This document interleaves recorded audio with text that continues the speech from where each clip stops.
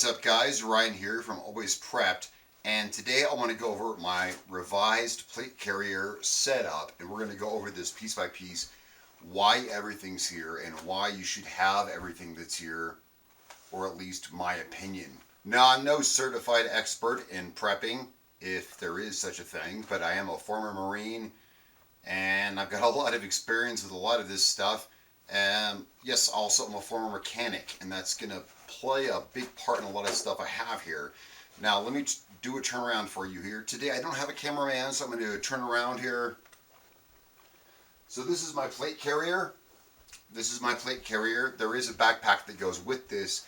Now, this carrier does have plates in it, and those pull about 20 pounds on it. Altogether, this weighs about 35 pounds.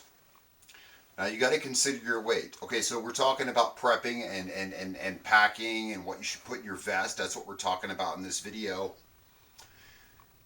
People say you should carry people say you shouldn't carry more than 25% of your weight. Now, I weigh 240 pounds. Between the 35-pound plate carrier, it's 35 pounds total. I know that sounds heavy, but again, remember, steel plates. And then I got another about 30-pound pack that goes with this, and that'll be in a different video. I'm good. Now, what I want to do today is I want to show you everything that's in this plate carrier from back here all the way to back here. Everything that's in it that gives it the 35 pounds. Now, before I do that though, here's my philosophy. My philosophy is this: you need to distribute your supplies in a certain way, but also evenly. So for instance, what I mean is, this vest can sustain me. If I have to drop my pack, this is the mentality of a prepper. If I have to drop my pack, this vest can sustain me. If I get an injury, or if one of the steel plates on this vest gets destroyed, I can take off this pack and I can sustain with my pack. I can take off this vest and sustain myself with my pack. Of course, the pack's not in this video. This video is strictly about the vest. I just wanted to put that philosophy out there, that you need to have, for instance, in here, okay, we're going to talk about this in 1 second. Right here is an empty Molle spot. Look, this has been a work in progress for like 2 years. I'm ex-military. I got discharged from the Marines about 20 years ago. So, I'm not currently in the Marines. I wanted to be clear about that. I'm a former Marine from about 20 years ago. So I've had to acquire all of this in the civilian market. Now, next thing is a Molle Pouch here, and I'll tell you right now what that's going to have is shears, tourniquets, and a surgical dressing. I'll just tell you that right now. Spoiler, that's what's going to go right here. The point of this is that every part of this can sustain every other part of it if any part of it is lost. For instance, you see I have a pistol here, and I'll show you that. I also have a pistol on my belt. Just like I have ammo here, just like I have AR ammo right here, and I have pistol ammo right here, and I'll show you this. I also have pistol ammo and AR ammo in my bag. That way, again, redundancy, redundancy, redundancy. It's what preppers always say. You need to be able to lose one thing and still have what you need to survive in another. So now I'm gonna change camera views here, and I'm gonna show you exactly what I have in this bag. All right, first of all, one thing I should mention, this is an old school type plate carrier. I got this military surplus. That's one thing I advise for all you preppers: scour the military surplus stores. Now, because of that, this is old. This is not a modern plate carrier that you lift over your head. This is an old school. This is like when they were blending from IBA into plate carrier, right when I was getting out of the military. So this is like 20 years old. So this actually opens in front. I want to say that first and foremost. You should seek out a newer one, but military surplus, being on a budget, things like that, this only cost me 150 bucks. Well, that's just for the carrier. That's not for everything else. A new carrier is probably at this point going to run you about, if you want to get a brand new plate carrier, probably looking at $250 or so dollars. That's not counting the plates. I got this used, military surplus, and I think there's a bullet hole in it somewhere, but hey, it all adds to the flavor, am I right? Okay, I just wanted to show you first before we break it down. I'm using an old school. This is some kind of meld between flak vest, IBA, and plate carrier here. And I'm not sure because I got out of the military in 2001. So I'm not exactly sure when this style was instituted. Let's go ahead and have a look at it.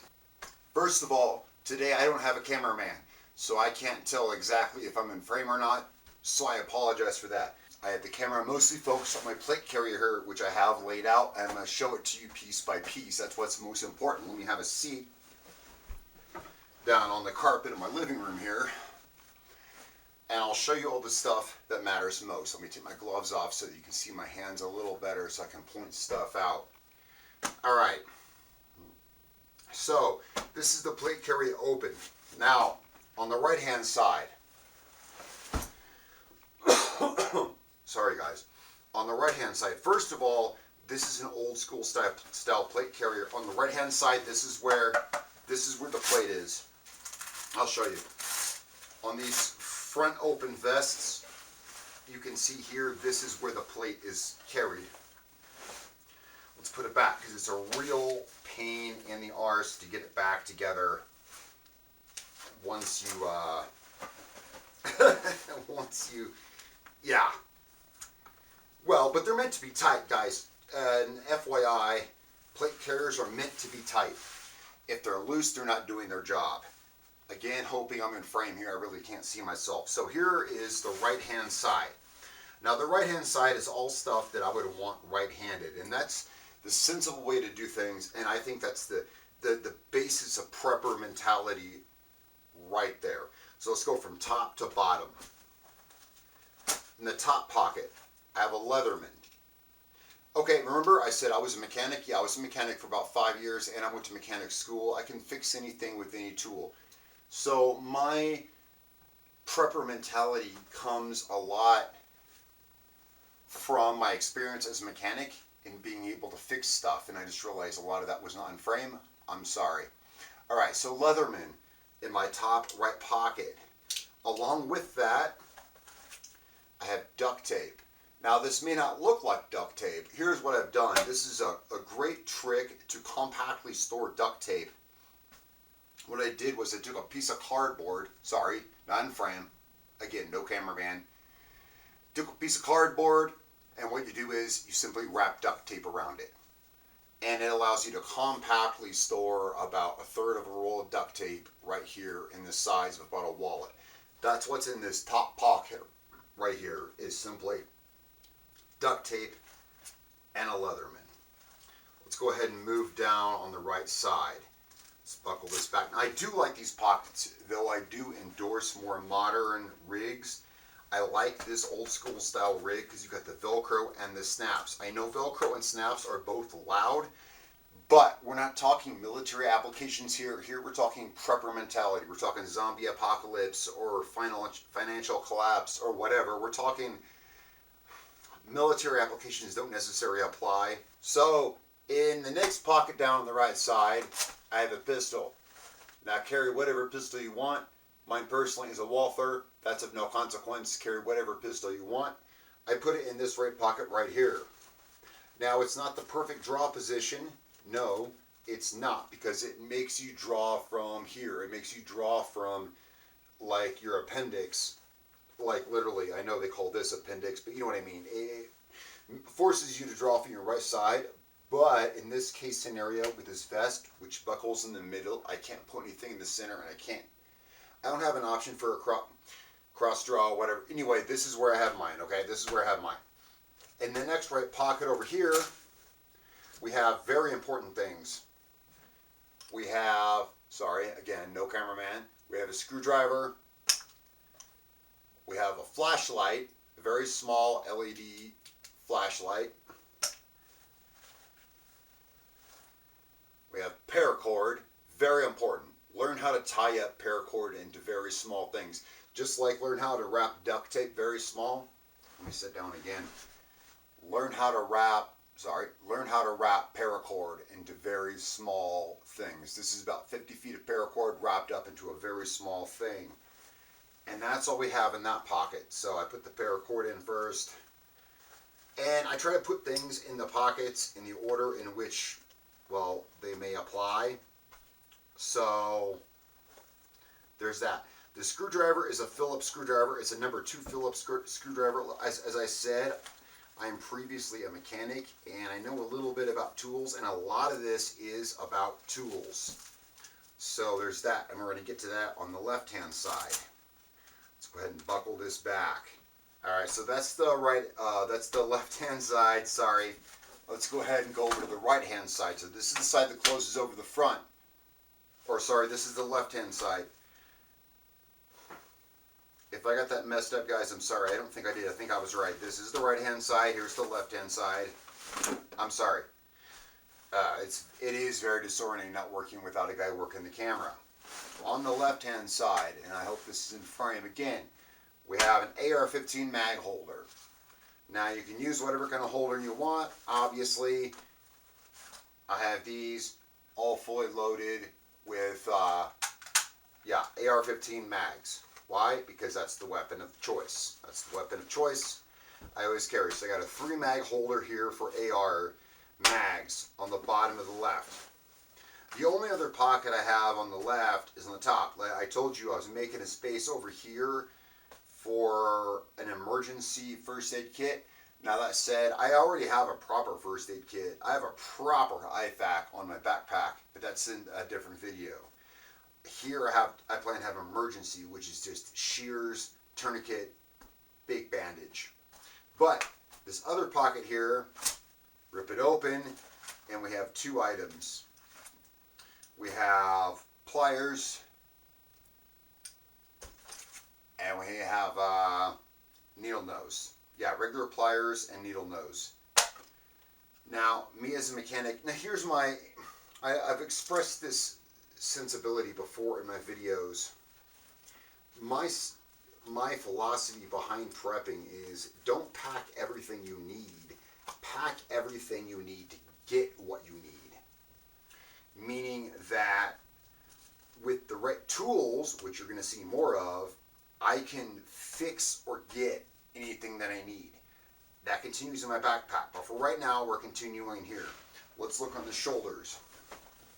Alright, so on the right shoulder, my knife is missing because, I'm sorry, I have a knife here in a retention holder, and I actually just used it earlier to open a package, so that's my bad. There should be a knife here. There's a knife here with a 6-inch serrated blade, and it's held in a retention holder, so it's on my right shoulder. Let's see if am I in camera?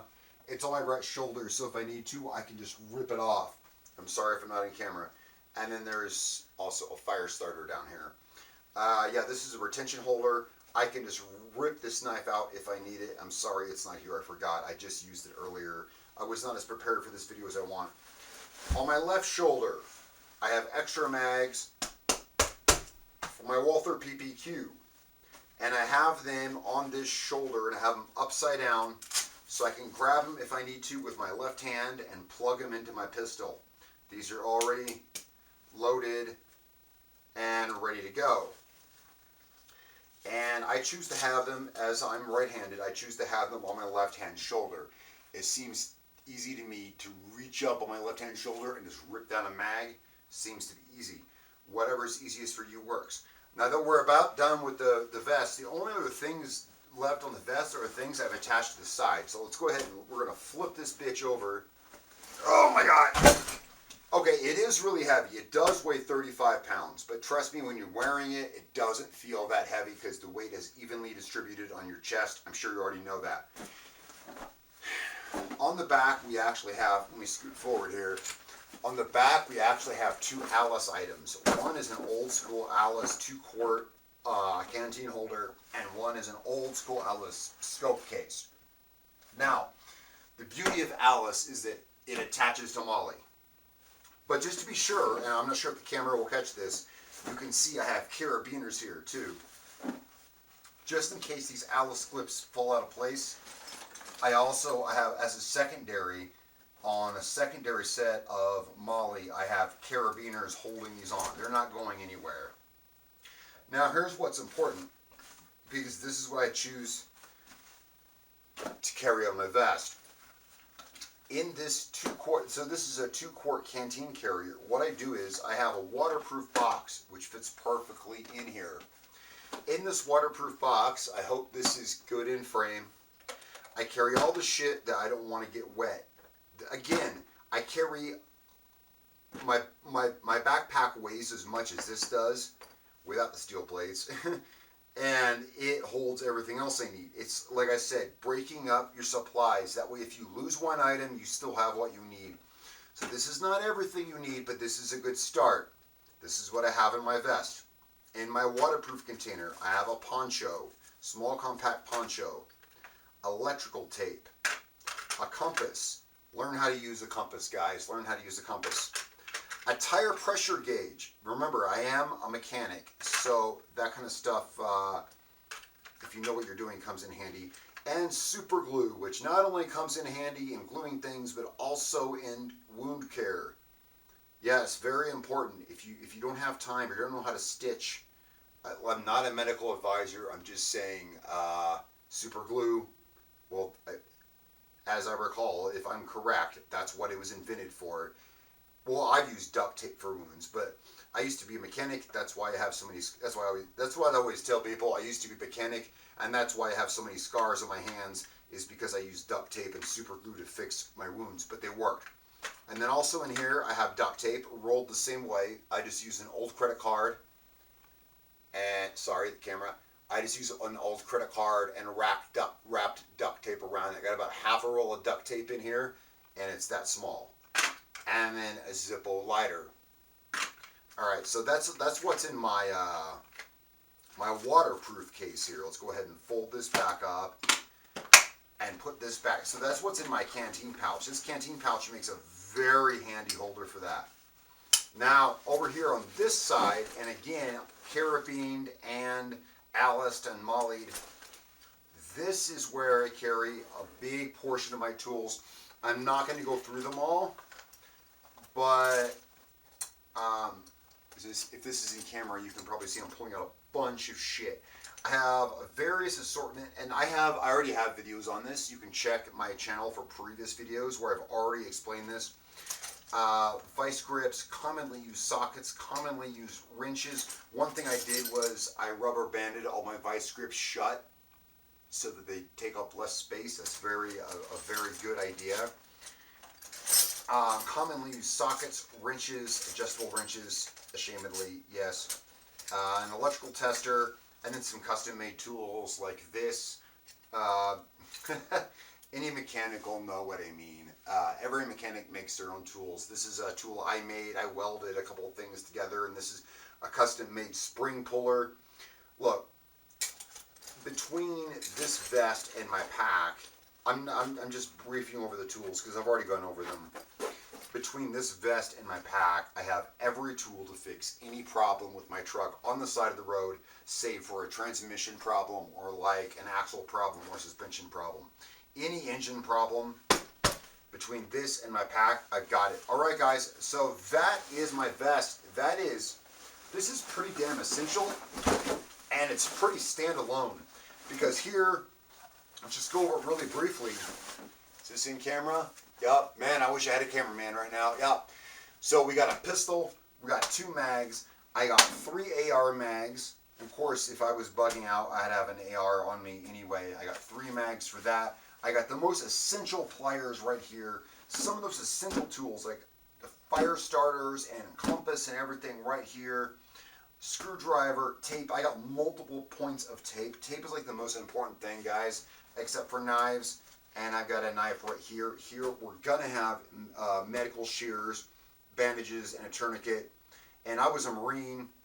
Oh yeah, if you can't see my blouse, yep, right there, U.S. Marines. Hey, I'm proud. Oh wait, you can't see it. Whatever, doesn't matter. Hey, I'm proud. Every Marine is proud. So, well, what I was saying is, us Marines, they didn't teach us much. That's why, hang on, let me throw this out of the way and get back in camera. Fuck, that is heavy, unless you're actually wearing it. When you're wearing it, it's not that bad. Let me get in frame here. so you can actually see me. So the thing is that what you have on you, my philosophy is not take what you need with you. Like, I don't bog myself down with food or water. Instead, I carry with myself the means to acquire food or water or get to where I need to go to. Getting stranded does you no good. And um, this will come into play when I show my backpack more. All this stuff is evolving and has been for the last 2 years. I've been working on this crap. So there may be more videos on this. But my backpack, for instance, I have a ball peen hammer, I have a crowbar, I have more bigger tools. I do have emergency food in there. And then, of course, I have an IFAK. And I'll go over my IFAK. My IFAK is, I want to give a great thanks to my friend John, who's in the Danish army. He's a field medic, and I've been talking with him for days. And he advised me what I should carry in my IFAK in the event of zombie apocalypse or whatever. And I've been working on that. So what I'm saying is my IFAK, I will have a separate video on that, and that's actually advised by an Army field medic.